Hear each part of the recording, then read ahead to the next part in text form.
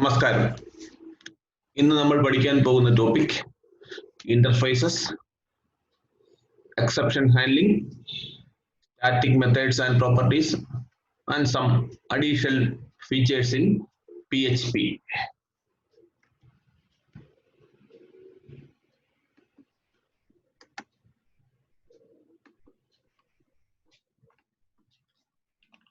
ആദ്യം interface. The class that is fully abstract is called an interface. കഴിഞ്ഞ ക്ലാസ്സുകളിൽ നമ്മൾ അബ്സ്ട്രാക്ട് ക്ലാസ് എന്താണെന്നും അതിന്റെ ഇംപ്ലിമെന്റേഷൻസ് നമ്മൾ പഠിച്ചിട്ടുണ്ട്. അന്നേരം ഫുള്ളി അബ്സ്ട്രാക്ട് ആയിട്ടുള്ള ഒരു ക്ലാസ്സിനെ നമുക്ക് എന്തെന്ന് പറയാം? ഇന്റർഫേസ് എന്ന് പറയാം. Any class that implements this interface must use implements keyword and all the methods that are declared in the class must be defined here. എന്താണെന്ന് മനസ്സിലാക്കാം. ഏതെങ്കിലും ഒരു ഇന്റർഫേസ് നമുക്ക് ഇംപ്ലിമെന്റ് ചെയ്യണം അല്ലെങ്കിൽ ഡിറൈവ് ചെയ്ത് എടുക്കണമെന്നുണ്ടെങ്കിൽ എന്ത് കീവേഡ് യൂസ് ചെയ്യണം? ഇംപ്ലിമെന്റ്സ് കീവേഡ് യൂസ് ചെയ്യണം. അതുപോലെ തന്നെ എവിടാണോ ഏത് ക്ലാസ്സിലാണോ ഇത് ഇംപ്ലിമെന്റ് ചെയ്യുന്നത് ആ ക്ലാസ്സിൽ ഇന്റർഫേസിനകത്തുള്ള എല്ലാ മെത്തേഡ്സും ഡിക്ലെയർ ചെയ്തിട്ടുള്ള എല്ലാ മെത്തേഡ്സും പ്രോപ്പർ ആയിട്ടുള്ള ഡെഫിനിഷൻസ് ഇംപ്ലിമെന്റ് ചെയ്യപ്പെടുന്ന ക്ലാസ്സിൽ നമ്മൾ നിർബന്ധമായും എഴുതിയിരിക്കണം. Okay. Interfaces are different from classes as class can inherit only one class, whereas the class can implement one or more interfaces. നമ്മൾ ഇൻഹെറിറ്റൻസ് പഠിച്ചു ഒരു ക്ലാസ്സിൽ നിന്നും വേറൊരു ക്ലാസ് അല്ലെങ്കിൽ ഒരു ക്ലാസിന്റെ ബേസ് ക്ലാസ് ആയിട്ട് ഒരു ക്ലാസ് മാത്രമേ നോർമലി ഉപയോഗിക്കാൻ പറ്റുന്നതിനെ നമ്മൾ എന്തെന്ന് പറയും? സിംഗിൾ ഇൻഹെറിറ്റൻസ് എന്ന് പറയും. അന്നേരം ഒന്നിൽ കൂടുതൽ ക്ലാസ്സുകളുടെ ഫീച്ചേഴ്സ് നമുക്ക് നോർമലി ഇൻഹെറിറ്റ് ചെയ്യാൻ പറ്റുന്നില്ലായിരുന്നു നമ്മൾ കഴിഞ്ഞ ക്ലാസ്സുകളിൽ പഠിച്ച ടോപ്പിക്കിൽ നിന്നും. ഈ സമയത്താണ് നമ്മൾ എന്താണ് ഒന്നിൽ കൂടുതലോ ക്ലാസ് ബേസ് ക്ലാസ് ആക്കിക്കൊണ്ട് ഒരു ഡെറിവേഷൻ നടത്തണമെന്നുണ്ടെങ്കിൽ ഏതിന്റെ ഹെൽപ്പ് സ്വീകരിക്കാം? ഇന്റർഫേസുകളുടെ ഹെൽപ്പ് സ്വീകരിക്കാം. അങ്ങനെ ഇന്റർഫേസ് നമ്മൾ ചെയ്യുമ്പോൾ എന്ത് കീവേഡാണ് ഉപയോഗിക്കുന്നത്? ഇംപ്ലിമെന്റ്സ് കീവേഡ് ആയിരിക്കണം നമ്മൾ ഉപയോഗിക്കേണ്ടത്. ഇനി അടുത്തത് ക്രിയേറ്റിംഗ് ആൻ ഇന്റർഫേസ്. ക്ലാസിന്റെ കൂട്ട് തന്നെ ഉള്ളു. Use the keyword interface instead of class. Interface ഉപയോഗിക്കുക. പിന്നെന്താണ്? ഇന്റർഫേസിന്റെ പേര് കൊടുക്കുക. ഇവിടെ ഞാൻ മൈ ഇന്റർഫേസ് നെയിം എന്ന് കൊടുത്തു. അതിന് പകരം നമുക്ക് ഇഷ്ടമുള്ള പേരുകൾ വെഹിക്കിൾ എന്നോ ഷേപ്പ് എന്നോ ഷിപ്പ് എന്നോ പേഴ്സൺ എന്നോ എന്തായാലും നമുക്ക് ഇഷ്ടമുള്ള ഇന്റർഫേസിന്റെ പേര് കൊടുക്കാം. ഇതിനകത്ത് വരുന്ന മെത്തേഡ്സ് ഓട്ടോമാറ്റിക്കലി ഏത് ടൈപ്പ് ആയിരിക്കും എന്ന് പറഞ്ഞാൽ അബ്സ്ട്രാക്ട് ടൈപ്പ് ആയിരിക്കും. അതുകൊണ്ട് തന്നെ അതിന്റെ കണ്ടന്റ്സ് നമുക്ക് ഡിഫൈൻ ചെയ്ത് എഴുതണമെന്നില്ല. അതിന്റെ ഇന്റർഫേസിനകത്തുള്ള മെത്തേഡ്സ് അല്ലെ ഫങ്ഷൻസ് എഴുതിയാൽ മാത്രം മതി. ഉണ്ടാവും public function method A, public function method B. Normally അല്ലെ ഓട്ടോമാറ്റിക്കലി മെത്തേഡ് എ എന്ന് പറയുന്ന മെത്തേഡ് ബി എന്ന് പറയുന്ന ഫങ്ഷൻസ് എന്ത് ടൈപ്പ് ആയിരിക്കും? അബ്സ്ട്രാക്ട് ടൈപ്പ് ആയിരിക്കും. കുറച്ചുകൂടെ സ്പെസിഫിക് ആയിട്ട് പറഞ്ഞാൽ മൈ ഇന്റർഫേസ് നെയിം എന്ന് പറയുന്ന ഇന്റർഫേസ് ഇംപ്ലിമെന്റ് ചെയ്യുന്ന എല്ലാ ക്ലാസ്സുകളിലും എന്തിന്റെ ഡെഫിനിഷൻ പ്രോപ്പർ ആയിട്ട് ഉണ്ടായിരിക്കണം? മെത്തേഡ് എ എന്നും മെത്തേഡ് ബി എന്നും പറയുന്ന അബ്സ്ട്രാക്ട് ഫംഗ്ഷന്റെ മെത്തേഡ്സ് പ്രോപ്പർ ആയിട്ട് ഡിഫൈൻ ചെയ്തിരിക്കണം. നമുക്ക് പരിശോധിക്കാം. അടുത്ത ഇംപ്ലിമെന്റ്സ് ഓപ്പറേറ്റർ അല്ലെ keyword. To implement an interface, use the implements operator. ഞാൻ നേരത്തെ പറഞ്ഞതാണ്. ഇവിടെ നമുക്ക് എക്സാമ്പിൾ പരിശോധിക്കാം. Class my class name implements കണ്ടില്ലേ? My interface name. നമ്മൾ നേരത്തെ ഒരു ഇന്റർഫേസ് ഉണ്ടാക്കിയായിരുന്നു. അതിന്റെ പേരെന്തായിരുന്നു? മൈ ഇന്റർഫേസ് നെയിം എന്നായിരുന്നു. അതിനെ ഉപയോഗിച്ചുകൊണ്ട് ഞാൻ പുതിയൊരു ക്ലാസ് ഉണ്ടാക്കുവാണ്. എന്താണ് എന്റെ പേര്? മൈ ക്ലാസ് നെയിം എന്നൊരു ക്ലാസ് ഉണ്ടാക്കുവാണ്. അന്നേരം മൈ ഇന്റർഫേസ് നെയിം എന്ന് പറയുന്ന ഇന്റർഫേസിൽ നിന്നും ഡിറൈവ് ചെയ്തെടുത്തിട്ടുള്ള ക്ലാസ് ആണ് എന്ന് പറയുന്നത് മൈ ക്ലാസ് നെയിം എന്ന് പറയുന്ന ക്ലാസ്. സ്വാഭാവികമായിട്ടും മൈ ഇന്റർഫേസ് നെയിമിനകത്തുണ്ടായിരുന്ന മെത്തേഡ്സ് ആയ മെത്തേഡ് എയും മെത്തേഡ് ബിയും നമ്മൾ നിർബന്ധമായി എന്ത് ചെയ്തിരിക്കണം, ഇതിനകത്ത് ഡിഫൈൻ ചെയ്തിരിക്കണം. അതാണ് താഴെ പറഞ്ഞേക്കുന്നത്, കണ്ടില്ലേ? പബ്ലിക് ഫംഗ്ഷൻ മെത്തേഡ് എ, അതിന്റെ കോഡ് എഴുതണം നിർബന്ധമായിട്ടും. പബ്ലിക് ഫംഗ്ഷൻ മെത്തേഡ് ബി, അതിന്റെ കോഡ് നമ്മൾ നിർബന്ധമായി എഴുതിയിരിക്കണം. Okay, clear? അടുത്ത് നേരത്തെ പറഞ്ഞ വേറെ കൺസെപ്റ്റായ ഇൻഹെറിറ്റൻസിന്റെ വേറെ വകഭേദമായ മൾട്ടിപ്പിൾ ഇൻഹെറിറ്റൻസ്. എന്താണ് മൾട്ടിപ്പിൾ ഇൻഹെറിറ്റൻസ്? ഒന്നിൽ കൂടുതൽ ബേസ് ക്ലാസ് ഉപയോഗിച്ചുകൊണ്ട് നമ്മൾ ചെയ്യുന്ന പ്രോസസ്സിനെയാണ് മൾട്ടിപ്പിൾ എന്നുള്ള വാക്കുകൊണ്ട് ഉദ്ദേശിക്കുന്നത്. ഇവിടെ ഒന്നിൽ കൂടുതൽ ബേസ് ക്ലാസ് ഉപയോഗിക്കാൻ പറ്റൂല. അതിന് പകരം നമുക്ക് എന്ത് ഉപയോഗിക്കാം? ഇന്റർഫേസസ് ഉപയോഗിക്കാം. അതിന്റെ ഇന്റർഫേസിന്റെ ഹെൽപ്പോട് കൂടി മാത്രമേ PHP-യിൽ നമുക്ക് മൾട്ടിപ്പിൾ ഇൻഹെറിറ്റൻസ് കൺസെപ്റ്റ് ഇംപ്ലിമെന്റ് ചെയ്യാൻ പറ്റുകയുള്ളൂ. ഓക്കെ, അതിന് ഇന്റർഫേസ് ആയതുകൊണ്ട് തന്നെ എന്ത് കീവേഡ് നമ്മൾ ഉപയോഗിക്കണം? ഇംപ്ലിമെന്റ്സ് കീവേഡ് ആയിരിക്കും. ഞാൻ ഒരു എക്സാമ്പിൾ ഉപയോഗിച്ച് ഇവിടെ നിങ്ങൾക്ക് ഇത് എക്സ്പ്ലെയിൻ ചെയ്ത് കാണിച്ചു തരാം. ഉണ്ടോ? ഇന്റർഫേസ് എ, ഇന്റർഫേസ് എയ്ക്കകത്ത് ഒരു ഫംഗ്ഷൻ F1 എന്നുള്ള ഫംഗ്ഷൻ ഉണ്ട്. ഓക്കെ, മനസ്സിലായല്ലോ? F1 is an abstract function. അടുത്ത ഇന്റർഫേസ് ബി ഉണ്ടാക്കി. ആ ഫംഗ്ഷന്റെ അതിനകത്ത് ഒരു ഫംഗ്ഷൻ ഉണ്ട് F2 എന്നുള്ള ഫംഗ്ഷൻ. എന്നിട്ട് താഴത്തെ ലൈൻ അടുത്ത് ശ്രദ്ധിക്കുക, എന്താണ്? Class C implements A comma B. നമ്മൾ ക്ലാസ് സി ഉണ്ടാക്കാൻ പോവുകയാണ്. എവിടെ നിന്ന് ഇംപ്ലിമെന്റ് ചെയ്യുകയാണ്? അല്ലെ ഏതൊക്കെ ഇന്റർഫേസ് ഉപയോഗിച്ചുകൊണ്ടാണ്? എ എന്നും ബി എന്നും പറയുന്ന ഇന്റർഫേസുകൾ ഉപയോഗിച്ച്. അന്നേരം ഇനി എന്ത് കാര്യം നമ്മൾ നിർബന്ധമായി ചെയ്തിരിക്കണം? എയ്ക്കകത്തുള്ള ഫംഗ്ഷന്റെയും എയ്ക്കകത്തുള്ള ഫംഗ്ഷനും ബിക്കകത്തുള്ള ഫംഗ്ഷനും എ എന്നും ബി എന്നും പറയുന്ന ഇന്റർഫേസുകളിലെ ഫംഗ്ഷനുകൾ നിർബന്ധമായും ഇവിടെ നമ്മൾ ഡിഫൈൻ ചെയ്തിരിക്കണം. എവിടെ? സി എഴുതുമ്പോൾ. അതുകൊണ്ടാണ് ആ നിർബന്ധ ഘടകത്തിന്റെ ഭാഗമായിട്ടാണ് നമ്മൾ എന്താണ് ഫംഗ്ഷൻ F1. ഫംഗ്ഷൻ F1 നമ്മൾ ഒരു മെസ്സേജ് മാത്രം, ഹായ് എന്നൊരു മെസ്സേജ് മാത്രം കൊടുത്തു. ബാക്കി കോഡ് പരിശോധിക്കും അല്ലേ? അടുത്ത ഫംഗ്ഷൻ F2. ഫംഗ്ഷൻ F2 എവിടെ ഉള്ളതാണ്? ഇന്റർഫേസ് ബിക്കകത്തുള്ളതാണ്. ഓക്കെ, അതിനകത്ത് നമ്മൾ എന്ത് കൊടുത്തു? ഹലോ എന്ന് പറഞ്ഞു. ഓക്കെ, അന്നേരം സി ഇംപ്ലിമെന്റ് ചെയ്ത് എവിടെ നിന്നാണ്? എയിൽ ബിയിൽ നിന്ന് ഇംപ്ലിമെന്റ് ചെയ്ത് എയുടെ ഫംഗ്ഷനായ F1 ഡിഫൈൻ ചെയ്ത് ബിയുടെ ഫംഗ്ഷനായ F2 നമ്മൾ ഡിഫൈൻ ചെയ്തു. നമുക്ക് മെയിൻ മോഡ്യൂളിൽ കാൾ ചെയ്യുന്നത് എങ്ങനെയാണ്? നമ്മൾ ഒബ്ജക്റ്റ് ന്യൂ സി, നമ്മൾ OB എന്ന് പറയുന്നത് ഏത് ടൈപ്പ് ഒബ്ജക്റ്റ് ആണ്? Class C type object. Class C has all the features of എന്തൊക്കെ കാണും? ഇന്റർഫേസ് എയുടെ ഫംഗ്ഷനാലിറ്റീസും ഇന്റർഫേസ് ബിയുടെ ഫംഗ്ഷനാലിറ്റീസും ഉൾപ്പെടുത്തി നമ്മൾ ഉണ്ടാക്കുന്നതാണ്. അതാണ് മൾട്ടിപ്പിൾ ഇൻഹെറിറ്റൻസ് കൺസെപ്റ്റ് ഉണ്ടാവും. അതായത് നമ്മൾ ചുരുക്കം പറഞ്ഞത് കിട്ടും, എയുടേതായിട്ടുള്ള ഫംഗ്ഷൻ കാൾ ചെയ്യാൻ പറ്റും, ബിയുടെ ഫംഗ്ഷനും കാൾ ചെയ്യാൻ പറ്റും. അതുകൊണ്ടാണ് കേട്ടോ OB ആരോ F1 എന്ന് പറഞ്ഞാൽ ആക്ച്വലി ഏതിനകത്ത് എഴുതിയ അബ്സ്ട്രാക്ട് ഫംഗ്ഷൻ ആയിരുന്നു? എയ്ക്കകത്തുണ്ടായിരുന്നു. അടുത്ത OB ആരോ F2 അത് നമ്മൾ എഴുതിയാണ്. കാരണം ഈ എബ്സ്ട്രാക്ട് ക്ലാസ് F1 എന്ത് ചെയ്യണം, F2 എന്ത് ചെയ്യണമെന്ന് നമ്മൾ എവിടെ നിർബന്ധമായും പറഞ്ഞിരിക്കണം? ക്ലാസ് സി ഡിഫൈൻ ചെയ്യുന്നിടത്ത് പറഞ്ഞിരിക്കണം. അവിടെ നമ്മൾ F1-നകത്ത് ഹീ എന്നൊരു മെസ്സേജ് കാണിക്കാനും F2-നകത്ത് ഹലോ എന്നുള്ള മെസ്സേജ് കാണിക്കാനാണ്. അതിന്റെ ഔട്ട്പുട്ട് നമുക്ക് എന്ത് കിട്ടും? സ്വാഭാവികമായിട്ടും രണ്ടിനകത്തുള്ള ഇന്റർഫേസ് ഹെൽപ്പോട് കൂടി മൾട്ടിപ്പിൾ ഇൻഹെറിറ്റൻസിന്റെ ഒക്കെ ചെയ്തതിന്റെ ഫലമായി നമുക്ക് എന്ത് ഉത്തരം കിട്ടും? He hello. ഒരു സാമ്പിൾ ഡെമോ പ്രോഗ്രാം മാത്രമേ ഉള്ളൂ. വലിയ കൺസെപ്റ്റ് മനസ്സിലാക്കുക, അതിന്റെ യൂസേജ് മനസ്സിലാക്കുക എന്ന് മാത്രമേ ഈ സിമ്പിൾ എക്സാമ്പിൾ കൊണ്ട് ഉദ്ദേശിച്ചുള്ളൂ. പിന്നെ നമുക്ക് വരും ക്ലാസ്സുകളിൽ മൾട്ടിപ്പിൾ ഇൻഹെറിറ്റൻസിന്റെ ആപ്ലിക്കേഷൻസ് ഒക്കെ പരിശോധിക്കും. അടുത്ത ഇതുവരെ പറഞ്ഞത് നമുക്ക് വ്യത്യസ്തമായ പുതിയൊരു കൺസെപ്റ്റ് ആണ്. എന്തെന്ന് പറയുന്നത്? Exception handling. An exception is an unexpected program result that can be handled by the program itself. ഒരു പ്രോഗ്രാം എക്സിക്യൂട്ട് ചെയ്യുന്ന സമയത്ത് നമ്മൾ അറിയപ്പെടാതെ രീതിയിൽ അൺഎക്സ്പെക്റ്റഡ് ആയിട്ട് ഉണ്ടാവുന്ന ഒരു പ്രശ്നത്തെ ഹാൻഡിൽ ചെയ്യുന്നതിനെയാണ് നമ്മൾ എന്തെന്ന് പറയുന്നത്?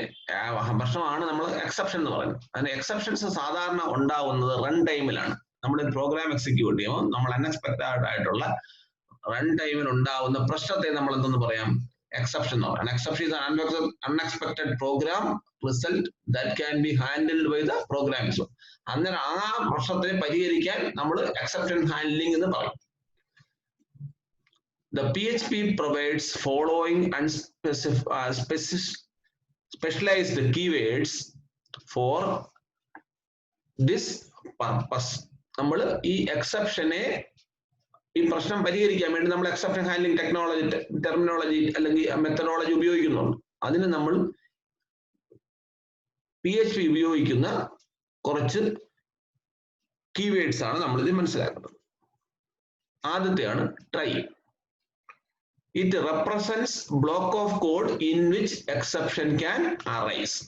എവിടാണോ നമ്മുടെ പ്രോഗ്രാമിൽ പ്രശ്നങ്ങൾ ഉണ്ടാവാൻ ചാൻസ് ഉള്ളത്, ഒരിക്കൽ റിപ്പീറ്റ് ചെയ്യാം, എവിടെയൊക്കെയാണോ നമ്മുടെ പ്രോഗ്രാമിനകത്ത് പ്രശ്നങ്ങൾ ഉണ്ടാവാൻ ചാൻസ് ഉള്ള കോഡ് ബ്ലോക്ക്, ആ സ്റ്റേറ്റ്മെന്റ്സ് എഴുതുന്ന സ്ഥലത്താണ് എവിടെ എന്ന് പറയുന്നത് ട്രൈ എന്ന് പറഞ്ഞാൽ. അതായത് ചുരുക്കി പറഞ്ഞാൽ പ്രശ്നം ഉണ്ടാവാൻ സാധ്യതയുള്ള അല്ലെ എക്സെപ്ഷനെ ട്രാപ്പ് ചെയ്യാൻ ആഗ്രഹിക്കുന്ന കോഡ് സ്റ്റേറ്റ്മെന്റ്സ് എല്ലാം ഏത് ബ്ലോക്കിനുള്ളിൽ പറയണം? ട്രൈ ബ്ലോക്കിനുള്ളിൽ പറയണം. അടുത്താണ് catch. It represents block of code that will be executed when a particular exception has been thrown. അങ്ങനെ ട്രൈ ബ്ലോക്കിനകത്ത് എഴുതിയിട്ടുണ്ടായിരുന്ന ഏതെങ്കിലും കോഡ് എക്സിക്യൂട്ട് ചെയ്യുമ്പോൾ ഒരു എക്സെപ്ഷൻ റൈസ് ചെയ്യുകയാണെങ്കിൽ ആ എക്സെപ്ഷൻ റൈസ് ചെയ്യുമ്പോൾ എന്താണ് നമുക്ക് ചെയ്യേണ്ടത്, കമ്പ്യൂട്ടറിനെ കൊണ്ട് എന്ത് ജോലിയാണ് ചെയ്യേണ്ടത്, അതാണ് ഇവിടെ എഴുതേണ്ടത് ക്യാച്ച് സെക്ഷൻ എഴുതാം. ഒരു എക്സെപ്ഷൻ ട്രൈ ബ്ലോക്കിനകത്ത് ഏതെങ്കിലും ഒരു സ്റ്റേറ്റ്മെന്റ് എക്സിക്യൂട്ട് എക്സെപ്ഷൻ ഉണ്ടായാൽ അതൊരു എക്സെപ്ഷൻ ഹാൻഡ്ലർ ഒരു എക്സെപ്ഷൻ ത്രോ ചെയ്യും. ആ ത്രോ ചെയ്യുന്ന എക്സെപ്ഷൻസ് ക്യാച്ച് ചെയ്ത് ഏതാണോ നമുക്ക് കറസ്പോണ്ടിങ് ആയിട്ട് ഓരോ എക്സെപ്ഷൻ ത്രോ ചെയ്യുന്നതിനനുസരിച്ച് ഏത് എക്സെപ്ഷൻ ആണോ ക്യാച്ച് ചെയ്ത് പ്രശ്നം പരിഹരിക്കണം അത് ഏതാണെന്ന് മനസ്സിലായി അതിന് കറസ്പോണ്ടിങ് ആയിട്ടുള്ള റിസൾട്ട് ചെയ്യേണ്ട ജോലി എവിടെ പറഞ്ഞു കൊടുക്കണം? ക്യാച്ച് ബ്ലോക്കിൽ പറഞ്ഞു കൊടുക്കണം. ഇനി throws. It is used to throw an exception. It is also used to list the exceptions that a function throws but doesn't handle itself. സ്വന്തമായിട്ട് പരിഹരിക്കാൻ പറ്റാത്ത പ്രശ്നങ്ങൾ നമ്മൾ ത്രോ ചെയ്ത് കൊടുക്കണം. ത്രോ ചെയ്ത എക്സെപ്ഷൻസ് ആണ് ആര് ചെയ്യപ്പെടുന്നത്? ക്യാച്ച് പിടിച്ച് പ്രശ്നം പരിഹരിച്ചോളൂ. അന്നേരം ഒന്നിൽ നമുക്ക് നിർബന്ധപൂർവ്വം പ്രശ്നം ഉണ്ടാകുമ്പോൾ ത്രോ ചെയ്യാൻ പറയാം, കമ്പൽസറി ആയിട്ട് ഒരു എക്സെപ്ഷൻ ത്രോ ചെയ്യാം, അല്ലെങ്കിൽ ട്രൈ കണ്ടുപിടിച്ച എക്സെപ്ഷൻ ത്രോ ചെയ്യും. എനിവേ ത്രോ ചെയ്യുന്നതാണെങ്കിലും ട്രൈ കണ്ടുപിടിക്കുന്ന എക്സെപ്ഷൻസ് ആയാലും പരിഹരിക്കേണ്ട കോഡ് സ്റ്റേറ്റ്മെന്റ് എവിടെ പറയണം? ക്യാച്ചിനകത്താണ് പറയണം. അന്നേരം ട്രൈ ഉണ്ട്, ക്യാച്ച് ഉണ്ട്, ത്രോ ഉണ്ട്. നമുക്കൊരു എക്സാമ്പിളിലൂടെ ഇതൊന്ന് പരിശോധിക്കാം. Function check number. നമ്പർ എന്നൊരു വേരിയബിൾ ഉണ്ട്. നമ്പറിന്റെ വാല്യൂ ഗ്രേറ്റർ ദാൻ 1 ആണെങ്കിൽ ആണെങ്കിൽ നമ്മൾ നിർബന്ധമായും ഒരു എക്സെപ്ഷൻ ത്രോ ചെയ്യാന്ന് വെച്ചാൽ ത്രോ ന്യൂ എക്സെപ്ഷൻ. എക്സെപ്ഷൻ എന്ന് പറഞ്ഞാൽ ക്ലാസിന്റെ എക്സെപ്ഷൻ ക്ലാസിന്റെ ഒബ്ജക്റ്റ് ആണ് exception. Value must be 1 or below. നമുക്ക് നമ്മുടെ ആവശ്യമാണ് 0 1 1 താഴെ ആയിരിക്കണം. അതിൽ കൂടുതലായാൽ ഉടനെ നമ്മൾ പറഞ്ഞേക്കണം കമ്പൽസറി ആയിട്ട് ഒരു എക്സെപ്ഷൻ ത്രോ ചെയ്യാൻ വേണ്ടി ഒരു പ്രോഗ്രാം എഴുതി ഉണ്ടാക്കാന്ന് വെച്ചു. അതാണ് നമ്മുടെ ഈ കോഡ് ബ്ലോക്കിന്റെ യൂസ്. അന്നേരം 1 കൂടുതലാണെങ്കിൽ നമുക്ക് നിർബന്ധമായി എന്ത് ചെയ്തു? പുതിയൊരു എക്സെപ്ഷൻ ത്രോ ചെയ്യുക. അതിന്റെ മെസ്സേജ് ആണ് കാണിക്കുക. ഇനി നമ്മൾ ട്രൈ ബ്ലോക്കിനകത്ത് നിന്നുകൊണ്ട് ട്രൈ പ്രോഗ്രാമിനകത്ത് നമ്മൾ നമ്പർ ചെക്ക് നമ്പർ എന്ന് പറയുന്ന ഫംഗ്ഷൻ കാൾ ചെയ്യണം. എന്നാണ് നമ്മൾ നേരത്തെ ഉണ്ടാക്കിയിരുന്ന ഫംഗ്ഷനായ ചെക്ക് നം വിത്ത് ആൻ ആർഗ്യുമെന്റ് 2 നമ്മൾ എവിടെ നിന്ന് ട്രൈ ചെയ്യാണ്? ട്രൈ ബ്ലോക്കിനകത്ത് കൊടുത്തു. അന്നേരം ചെക്ക് നം 2 എന്ന് പറഞ്ഞു. ഇവിടെ എഴുതിയൊക്കെ നോക്കാം. If the exception is thrown this text will not be shown. നമ്മൾ എപ്പോഴെങ്കിലും ചെക്ക് നമ്പർ എന്നുള്ള ഫംഗ്ഷൻ പ്രോപ്പറായിട്ട് എക്സിക്യൂട്ട് ചെയ്ത് തിരിച്ച് വന്നായിരുന്നെങ്കിൽ എന്ന് പറഞ്ഞാൽ ആസ് പെർ ദിസ് എക്സാമ്പിൾ എന്താണ് സംഭവിക്കുന്നത്? ചെക്ക് നമ്പർ 2 ആണ്. ചെക്ക് നമ്പർ 2 എന്ന് പറഞ്ഞാൽ പ്രോഗ്രാമിനകത്ത് പോയ വേരിയബിളിന്റെ വാല്യൂ ആദ്യം ശ്രദ്ധിച്ച് നോക്കി അറിയാം. വേരിയബിളിന്റെ വാല്യൂ 2 കൂടുതലാണെങ്കിൽ നമ്മൾ എന്ത് ചെയ്യാൻ പറഞ്ഞേക്കുവാണ്? ഒരു എക്സെപ്ഷൻ ത്രോ ചെയ്യാൻ പറഞ്ഞേക്കാണ്. ചുരുക്കം പറഞ്ഞാൽ ലാസ്റ്റ് എഴുതി എക്കോ സ്റ്റേറ്റ്മെന്റ് വർക്ക് ചെയ്യത്തില്ല. കാരണം എന്താണ്? അത് 1 കൂടുതൽ ഒരു നമ്പർ ആണ് നമ്മൾ ആർഗ്യുമെന്റ് ആയിട്ട് പാസ് ചെയ്യുക. 1 കൂടുതൽ നമ്പർ പാസ് ചെയ്യുമ്പോൾ നമ്മൾ എന്ത് ചെയ്യാൻ പറഞ്ഞേക്കാണ്? നമ്മൾ ഇതിന്റെ സിഗ്നിഫിക്കൻസോ മീനിങ്ങോ നമ്മൾ തൽക്കാലം ഇപ്പൊ നോക്കണ്ട. ഇതിൽ സാമ്പിൾ ഡെമോൺസ്ട്രേഷൻ പ്രോഗ്രാം മാത്രമേ. നമ്മൾ ആസ് പെർ അവർ എക്സാമ്പിൾ നമ്മൾ നമ്പറിന്റെ വാല്യൂ എപ്പോഴെങ്കിലും 1 കൂടുതലാണെങ്കിൽ കമ്പൽസറി ആയിട്ട് എക്സെപ്ഷൻ ത്രോ ചെയ്യാൻ പറഞ്ഞേക്കുവാണ്. As per our example try ബ്ലോക്കിനകത്ത് നമ്മൾ എന്ത് ചെയ്യുക? Check number with an argument 2 ആണ് പാസ് ചെയ്തത്. സ്വാഭാവികമായിട്ടും എന്ത് ചെയ്യും? ആ ഫംഗ്ഷൻ കാളിൽ എക്സിക്യൂട്ട് ചെയ്യുമ്പം എന്ത് ചെയ്യും? ഒരു എക്സെപ്ഷൻ ത്രോ ചെയ്യും. നമുക്ക് അവിടെ നോക്കാം. ഇനി ക്യാച്ച് സെക്ഷൻ നമ്മൾ എന്ത് പറഞ്ഞേക്കുന്നത്? എപ്പോഴെങ്കിലും ഒരു എറർ ഉണ്ടായാലാണ് ട്രൈ ബ്ലോക്കിനകത്ത് നിന്ന് ഒരു എക്സെപ്ഷൻ ത്രോ ചെയ്യപ്പെട്ടാലാണ് എന്ത് ചെയ്യുന്നത് ക്യാച്ചിലായിട്ട് പോകുന്നത്. ക്യാച്ചിന് ആർഗ്യുമെന്റ് ആയിട്ട് എക്സെപ്ഷൻ ആർഗ്യുമെന്റ് പോകും. എന്ത് പറഞ്ഞു? എക്കോ മെസ്സേജ് ഡോട്ട് എന്ന് പറഞ്ഞാൽ കൺകാറ്റിനേറ്റ് ചെയ്യാൻ വേണ്ടിയാണ്, കൂട്ടിച്ചേർക്കാൻ വേണ്ടി. എന്താണ് ഈ ആരോ ഗെറ്റ് മെസ്സേജ്, ആ എക്സെപ്ഷന്റെ മെസ്സേജ് എന്താണോ നമ്മൾ ഫസ്റ്റ് പോർഷൻ ചെക്ക് ചെയ്ത് നോക്കിയാൽ ത്രോ ചെയ്യുമ്പോൾ ഒരു എക്സെപ്ഷൻ ഉണ്ടാക്കി അതിന്റെ എന്താണ് എക്സെപ്ഷന്റെ message? Value must be 1 or below എന്നാണ് പറഞ്ഞത്. എന്ന് പറഞ്ഞാൽ ആസ് പെർ ദിസ് എക്സാമ്പിൾ നമ്മൾ ട്രൈ ബ്ലോക്കിനകത്ത് എഴുതിയ ഫംഗ്ഷൻ ചെക്ക് നം വിളിച്ചപ്പോൾ നമ്മൾ എന്ത് പറഞ്ഞു? 2 ആണ് ആർഗ്യുമെന്റ് പാസ് ചെയ്തത്. അതുകൊണ്ട് തന്നെ സ്വാഭാവികമായിട്ടും നമ്പർ ഗ്രേറ്റർ ദാൻ 1 ആയതുകൊണ്ട് എന്ത് ചെയ്യും? എക്സെപ്ഷൻ ത്രോ ചെയ്യപ്പെടും. ഈ പ്രോഗ്രാമിന്റെ ഉത്തരം എന്തായിരിക്കും കിട്ടുന്നത്? Value must be 1 or below എന്നുള്ള മെസ്സേജ് കിട്ടും. എന്തുകൊണ്ടാണ്? ചെക്ക് നം ഫംഗ്ഷൻ ഒരു മെസ്സേജ് എക്സെപ്ഷൻ ത്രോ ചെയ്യും, അതിനെ ട്രൈ ബ്ലോക്കിൽ ക്യാച്ച് ചെയ്യും, അത് ട്രൈ ബ്ലോക്ക് ത്രോ ചെയ്ത് ക്യാച്ചിന് കൊടുക്കുകയും ക്യാച്ച് ആ എറർ ആയിട്ട് കാണിക്കുകയും ചെയ്യും. Okay, clear? അടുത്ത സ്റ്റാറ്റിക് മെത്തേഡ്സ് ഉള്ള concept. Static message can be called directly without creating an instance of a class. Static എന്ന് പറയുന്ന മെത്തേഡ്സ് ഒരു ക്ലാസിന്റെ ക്രിയേറ്റ് ചെയ്ത ഒബ്ജക്ട്സിന്റെ പാർട്ടല്ല, ആ ക്ലാസിന്റെയാണ്. മൊത്തം ആ ക്ലാസ്സിന് സ്വന്തമായിട്ടുള്ളതാണ് സ്റ്റാറ്റിക് മെത്തേഡ്സ് എന്ന് പറഞ്ഞാൽ. അതൊരു ഒബ്ജക്റ്റ് ഡിപ്പെൻഡന്റ് അല്ല. സാധാരണ കേസിൽ ഒരു ക്ലാസിന്റെ ക്ലാസ് എ ഉണ്ടെങ്കിൽ അതിനകത്ത് ഒബ്ജക്റ്റ് 1 ഉം ഒബ്ജക്റ്റ് 2 ഉണ്ടാക്കിയാൽ ഒബ്ജക്റ്റ് 1നും മെത്തേഡ്സ് ഉണ്ടാവേണ്ട കോപ്പി ഉണ്ടാവും, ഒബ്ജക്റ്റ് 2 ഉണ്ടാവും. അങ്ങനെ സ്റ്റാറ്റിക് എന്ന് പറഞ്ഞാൽ ജനറലി ഡിക്ലെയർ ചെയ്യപ്പെടാവുന്ന മെത്തേഡ്സ് ആണ്. അല്ലെങ്കിൽ കുറച്ചുകൂടി സ്പെസിഫിക് ആയിട്ട് പറഞ്ഞാൽ ഇൻസ്റ്റൻസ് ഉണ്ടാക്കാതെ നമുക്ക് വിളിക്കാൻ പറ്റുന്ന മെത്തേഡ്സിനെ ആണ് എന്തെന്ന് പറയുന്നത് സ്റ്റാറ്റിക് മെത്തേഡ്സ് എന്ന് പറയുന്നത്. ഇതുപോലെ തന്നെ സ്റ്റാറ്റിക് പ്രോപ്പർട്ടീസ് ഉണ്ട്. അടുത്ത ടോപ്പിക്കായിട്ട് ഞാൻ അതാണ് പറയുന്നത്. ഇപ്പോൾ ഇത് ശ്രദ്ധിക്കുക. ഇപ്പോൾ static methods are declare with the static keyword. Example നോക്കാം. Class greeting public static function welcome. Welcome എന്നുള്ള ഒരു ഫംഗ്ഷൻ എഴുതി ഉണ്ടാക്കുക. ഏത് ടൈപ്പാണ്? സ്റ്റാറ്റിക് ടൈപ്പ് ആണ്. കാൾ ചെയ്യുന്നത് എങ്ങനെയാണ് ഉണ്ടല്ലേ? Greeting : welcome. ഗ്രീറ്റിംഗ് എന്ന് പറഞ്ഞ ക്ലാസിന്റെ പേര് തന്നെയാണ്. Because welcome is a static function, we can call this welcome without creating an instance of a class. We can call static methods by using the class name, double colon and method name without creating a class first. ഒരു class ഉണ്ടാക്കാതെ തന്നെ നമുക്കൊരു instance ഉണ്ടാക്കാതെ തന്നെ നമുക്ക് static മെത്തേഡ്സിനെ direct ആയിട്ട് call ചെയ്യാം. അങ്ങനെ ക്ലാസ് നെയിം കൊടുക്കുക, ഡബിൾ കോളനും കൊടുക്കുക, മെത്തേഡിന്റെ പേര് കൊടുത്താൽ മതി. ഓക്കെ, അടുത്തത് static properties. Static properties can be called directly without creating an instance of A class. നേരത്തെ പറഞ്ഞിട്ടുണ്ട്. ഈ സ്റ്റാറ്റിക് പ്രോപ്പർട്ടീസ് ആ ക്ലാസ്സിന് കോമൺ ആയിട്ടുള്ളതാണ്, അല്ലാതെ ഓരോ ഇൻസ്റ്റൻസിനും പ്രത്യേകം പ്രോപ്പർട്ടീസ് ഉണ്ടാവുകയില്ല. സാധാരണ കേസിൽ ക്ലാസ്സിനകത്ത് ഉണ്ടാകുന്ന പ്രോപ്പർട്ടീസ് ഓരോ ഇൻസ്റ്റൻസിന്റെ ഒബ്ജക്ട്സിനും പ്രത്യേകം കോപ്പി ആണെങ്കിൽ സ്റ്റാറ്റിക് പ്രോപ്പർട്ടീസ് എന്താണ്? ക്ലാസ്സിന് മൊത്തത്തിൽ ഒറ്റ കോപ്പിയേ ഉണ്ടാവുള്ളൂ. ഇപ്പൊ class pi public static dollar value, പൈയുടെ വാല്യൂ 3.14159 എന്നൊക്കെ നമുക്ക് സ്റ്റോർ ചെയ്ത് വെക്കണമെന്നുണ്ടെങ്കിൽ അതിനുവേണ്ടി ഒരു ക്ലാസ് ഉണ്ടാക്കിയിട്ടുണ്ടെങ്കിൽ ആ വാല്യൂ എന്ന് പറഞ്ഞ പ്രോപ്പർട്ടി പൈ എന്നുള്ള ക്ലാസിന്റെയാണ്. അതിന് എപ്പോഴെങ്കിലും പൈയുടെ വാല്യൂ എടുക്കണമെന്നുണ്ടെങ്കിൽ ഉടനെ നമ്മൾ എടുത്ത് പൈ എന്നുള്ള ക്ലാസ് ഇൻസ്റ്റൻസ് ഉണ്ടാക്കി ഒന്ന് യൂസ് ചെയ്യണ്ട. ഡയറക്ട്ലി നമുക്ക് വാല്യൂ യൂസ് ചെയ്യാം. എങ്ങനെ യൂസ് ചെയ്യാം? PI : property name. നമ്മൾ സ്റ്റാറ്റിക് പ്രോപ്പർട്ടി ആയാലും സ്റ്റാറ്റിക് മെത്തേഡ് ആയാലും എന്താണ്? ഇൻസ്റ്റൻസ് ഉണ്ടാക്കാതെ തന്നെ നമുക്ക് ഡയറക്റ്റ് ആയിട്ട് യൂസ് ചെയ്യാം. യൂസ് ചെയ്യുമ്പോൾ ശ്രദ്ധിച്ചാൽ മതി. ക്ലാസ് നെയിം ഡബിൾ കോളൻ കൊടുത്തിട്ട് വാല്യൂ ആണെങ്കിൽ വാല്യൂ, പ്രോപ്പർട്ടി ആണെങ്കിൽ പ്രോപ്പർട്ടി, അതിന്റെ മെത്തേഡ് ആണെങ്കിൽ മെത്തേഡ് കൊടുത്താൽ മതി. ഓക്കെ, ഇതാണ് സ്റ്റാറ്റിക് പ്രോപ്പർട്ടീസ്. അതിന് മുമ്പ് പഠിച്ചാണ് സ്റ്റാറ്റിക് മെത്തേഡ്സ്. ഇനി ക്ലാസ് കോൺസ്റ്റൻസ്. വാക്ക് കേട്ടാൽ തന്നെ മനസ്സിലാവും എന്താണ്? മാറ്റത്തിന് വിധേയമാവാത്തതാണ് constant. Constant cannot be changed by change once it is declared. ഒരിക്കൽ ഡിക്ലെയർ ചെയ്യപ്പെട്ടാൽ പിന്നെ നമുക്ക് എന്ത് ചെയ്യാൻ പറ്റത്തില്ല? മാറ്റാൻ പറ്റാത്തതിനാണ് കോൺസ്റ്റന്റ് എന്ന് പറയുന്നത്. Class constant can be useful if you need to define some constant data within a class.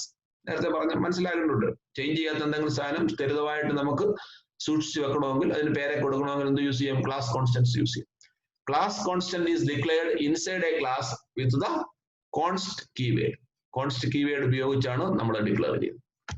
ഒരു simple example, class good bye constant leaving message. നമ്മളിത് കോൺസ്റ്റന്റ് ആണെന്ന് മനസ്സിലാക്കാൻ വേണ്ടി നമ്മൾ സാധാരണ ക്യാപിറ്റൽ ലെറ്റർ കൊടുക്കാറുണ്ട്. റൂളൊന്നും ആണോന്നല്ല, ഒരു സ്റ്റാൻഡേർഡ് ഫോളോ ചെയ്യുന്നതാണ്. വേരിയബിളിൽ നിന്നും കോൺസ്റ്റന്റിനെ തിരിച്ചറിയാൻ വേണ്ടി. കോൺസ്റ്റ് കീവേഡ് കഴിഞ്ഞിട്ട് ലീവിംഗ് മെസ്സേജ് എന്ന് പറയുന്ന ഒരു കോൺസ്റ്റന്റ് നെയിമിംഗ് ഇത് കൊടുത്തു. അതിന്റെ മെസ്സേജ് എന്താണ്? താങ്ക് യു എന്നാണ്. നമ്മളതിനെ വിളിച്ച് അങ്ങനെ നോക്കാം. Good bye colon leaving message എന്ന് കൊടുത്താൽ താങ്ക് യു നമുക്ക് ഉത്തരം കിട്ടും. അങ്ങനെ നമ്മുടെ പ്രോഗ്രാമിനകത്ത് കോൺസ്റ്റന്റ്സ് എപ്പോഴെങ്കിലും യൂസ് ചെയ്യണമെന്നുണ്ടെങ്കിൽ കോൺസ്റ്റ് കീവേഡ് ഉപയോഗിച്ച് നമുക്ക് ഡിക്ലെയർ ചെയ്യാം. അടുത്ത ഒരു കൺസെപ്റ്റ് ആണ് type hinting. With type hinting we can specify the expected data type, array, object, interface, etc. for an argument in a function declaration. സാധാരണ കേസിൽ നമ്മൾ ആദ്യം പഠിച്ചപ്പോൾ തൊട്ട് PHP പഠിച്ചു വരുന്നതാണ്. ഇന്ന ടൈപ്പ് ആണ് വരുന്നത് എന്നുള്ള കൺസെപ്റ്റ് ഒന്നും ഇതിനകത്തില്ല. ഓട്ടോമാറ്റിക് ഏത് ടൈപ്പ് ആണ് വരുന്നത് അതിനനുസരിച്ച് അഡ്ജസ്റ്റ് ചെയ്ത് അങ്ങ് വർക്ക് ചെയ്യുന്ന ഒരു രീതിയാണ് PHPയിലുള്ളത്. നമുക്ക് അങ്ങനെയുള്ള ഒരു ഫംഗ്ഷൻ ആർഗ്യുമെന്റ് ആയിട്ട് ഒരു സ്പെസിഫിക് ടൈപ്പ് ആണെന്നൊക്കെ പറഞ്ഞു കൊടുത്തു ആർഗ്യുമെന്റ് ടൈപ്പ് കറക്റ്റ് ആയിട്ട് പറഞ്ഞ് ആ രീതിയിൽ പ്രോഗ്രാം ചെയ്യണമെന്നുണ്ടെങ്കിൽ ആ കൺസെപ്റ്റിനാണെന്ന് പറയുന്നത് ടൈപ്പ് ഹിൻഡിങ് എന്ന് പറഞ്ഞു. വേറെ പ്രോഗ്രാമിംഗ് ലാംഗ്വേജസ് ആയ C++, ജാവയിലൊക്കെ ആണെങ്കിൽ എല്ലാം വേരിയബിൾസിന്റെ ടൈപ്പ് ഹിൻഡിങ് ഓട്ടോമാറ്റിക് ആണ്. ഇവിടെ PHPയിൽ അത് നിർബന്ധമല്ല. Whereas PHP 5 doesn't allow the type hinting for basic data types. Integer, float, string, boolean ഒന്നും എന്താണ് ടൈപ്പ് ഹിൻഡിങ് കൺസെപ്റ്റ് PHP 5 അനുവദിക്കുന്നില്ല. PHP 7 തൊട്ട് ഇപ്പൊ പുതിയ ആയതുകൊണ്ട് തന്നെ നമുക്ക് അതിനകത്തൊക്കെ എന്താണ് ബേസിക് ഡാറ്റ ടൈപ്പ്, ഇതിൽ സ്കേലാർ ഡാറ്റ ടൈപ്സ് ആയ ഈ പറയുന്ന നേരത്തെ പറഞ്ഞുള്ള ഇന്റിജർ, ഫ്ലോട്ട് തുടങ്ങിയവയ്ക്കും ടൈപ്പ് ഹിൻഡിങ് ഇപ്പം പോസിബിൾ ആണ്. അതിന്റെ ഗുണം അതേ ഉള്ളൂ, ഒരു മെത്തേഡ് ഒക്കെ വിളിക്കുമ്പോൾ അല്ലെങ്കിൽ ഫംഗ്ഷൻ ഉണ്ടാക്കുമ്പോൾ ഫംഗ്ഷനോട് പാസ് ചെയ്യുന്ന ആർഗ്യുമെന്റ്സ് എന്താണ് ഏത് ഡാറ്റ ടൈപ്പ് ആണെന്ന് മനസ്സിലാക്കി ആ ടൈപ്പ് തന്നെ പാസ് ചെയ്യും. അല്ലാത്ത പാസ് ചെയ്യുമ്പോൾ ഉണ്ടാവുന്ന എക്സെപ്ഷൻസ് ഹാൻഡിൽ ചെയ്യുമ്പോൾ ഉണ്ടാകുന്ന പ്രശ്നങ്ങളൊക്കെ നമുക്ക് സോൾവ് ചെയ്യാനൊക്കെ ടൈപ്പ് ഹിൻഡിങ് കൊണ്ട് സിമ്പിൾ ആയിട്ട് സാധിക്കും. അടുത്ത ഓട്ടോ ലോഡ് എന്നുള്ള concept. Auto loading is the process of automatically loading PHP classes without explicitly loading them with the require once, include or include once function. നമ്മൾ ഈ require onceും include once എന്നുള്ള functions ഒക്കെ തന്നെ ഒരു ക്ലാസ്സിനെ നമുക്ക് സ്പെസിഫിക് ആയിട്ട് പറഞ്ഞ് ലോഡ് ചെയ്യാൻ ഉപയോഗിക്കുന്ന, നമ്മൾ നിർബന്ധമായി എക്സ്പ്ലിസിറ്റ്ലി നമ്മൾ കാൾ ചെയ്ത് ലോഡ് ചെയ്യാൻ ഉപയോഗിക്കുന്ന ഫങ്ഷൻസ് ആണ്. ഇത് അതല്ലാതെ ഒരു ക്ലാസിന്റെ ഒരു ഒബ്ജക്റ്റ് ഉണ്ടായി കഴിയുമ്പോൾ ഓട്ടോമാറ്റിക്കലി അത് ലോഡ് ചെയ്യുന്ന പ്രോസസ്സിനെയാണെന്ന് പറയുന്നത് ഓട്ടോ ലോഡ് കൊണ്ട് ഉദ്ദേശിക്കുന്നത്. An autoloader is a function that takes a class name as an argument and then includes the file that contains the corresponding class. ഇതേ ഉള്ളൂ. നമ്മൾ മൾട്ടിപ്പിൾ ഫയൽ ഹാൻഡ്ലിംഗ് ഒക്കെ ഫയലിലൊക്കെ പ്രോഗ്രാം എഴുതി ചെയ്യുന്ന സമയത്തൊക്കെ ഏതെങ്കിലും ക്ലാസ് ആയിട്ട് ആട്ടോ ലോഡറിന്റെ ഫംഗ്ഷന്റെ ആർഗ്യുമെന്റ് ആയിട്ട് ഒരു ക്ലാസ് ചെന്നാൽ ഓട്ടോമാറ്റിക്കലി ആ ക്ലാസ് കിടക്കുന്ന PHP ഫയൽ ഏതെന്ന് മനസ്സിലാക്കി അതിന്റെ കറസ്പോണ്ടിങ് ക്ലാസ് കോഡുകളൊക്കെ ലോഡ് ചെയ്യുന്ന ജോലി ആര് ചെയ്തോളും? ആട്ടോ ലോഡർ എന്നുള്ള ഫംഗ്ഷൻ ചെയ്തുകൊള്ളും. ഓക്കെ, പരീക്ഷയ്ക്ക് ഒബ്ജക്റ്റ് ടൈപ്പിന്റെ പാർട്ടായിട്ട് what is auto loading, what you mean by what is use of auto loader function എന്നൊക്കെ നമുക്ക് വേണമെങ്കിൽ ചോദിക്കാം. ആ കൺസെപ്റ്റ് മനസ്സിലാക്കി നമ്മൾ. അടുത്ത topic reflection. Reflection is where an object is able to introspectively examine itself to inform you of its methods and properties at runtime. അതായത് നമ്മളൊരു ഒബ്ജക്റ്റ് ഉണ്ടാക്കിയിട്ടുണ്ടെങ്കിൽ ആ ഒബ്ജക്റ്റിന്റെ ഫങ്ഷണാലിറ്റീസ് ഇപ്പൊ എങ്ങനെയൊക്കെ നടക്കുന്ന, ആ ഒബ്ജക്റ്റിന്റെ മെത്തേഡ്സ് ഏത് രീതിയിൽ പ്രവർത്തിക്കുന്നു, അതിന്റെ പ്രോപ്പർട്ടീസ് റൺ ടൈമിൽ എങ്ങനെയൊക്കെ വർക്ക് ചെയ്യുന്നൊക്കെയുള്ള ചെക്ക് ചെയ്യാൻ വേണ്ടി ഉപയോഗിക്കുന്ന ആ ഫെസിലിറ്റിയാണ് നമ്മൾ എന്തെന്ന് പറയുന്നത്? റിഫ്ലക്ഷൻ എന്ന് പറയുന്നത്. ഒബ്ജക്ട്സ് ഈസ് ആ ഫെസിലിറ്റി, അതായത് നമ്മളെ മെത്തേഡും അല്ലെങ്കിൽ പ്രോപ്പർട്ടീസ് റൺ ടൈമിൽ എങ്ങനെ പരിശോധിക്കണമല്ലോ, പരിശോധിക്കപ്പെടുന്ന കൺസെപ്റ്റിനെയാണെന്ന് പറയുന്നത് റിഫ്ലക്ഷൻ എന്ന് പറയുന്നത്.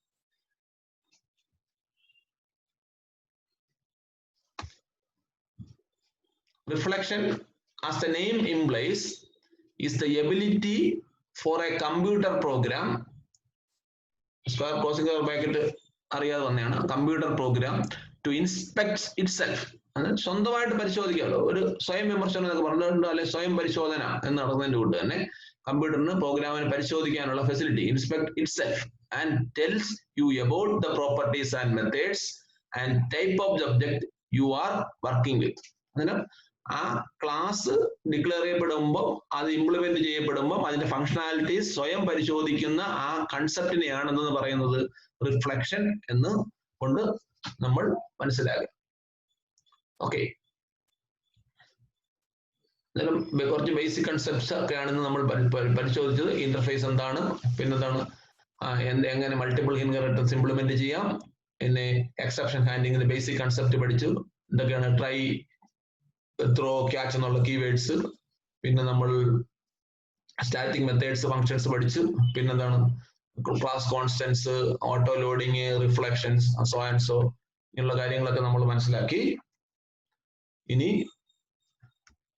വരും ക്ലാസ്സുകളിൽ നമുക്ക് പുതിയ ടോപ്പിക്കുമായിട്ട് വീണ്ടും കാണാം. ഫോർ ദ ടൈം ബീയിങ് നമുക്ക് നിർത്താം. Thank you.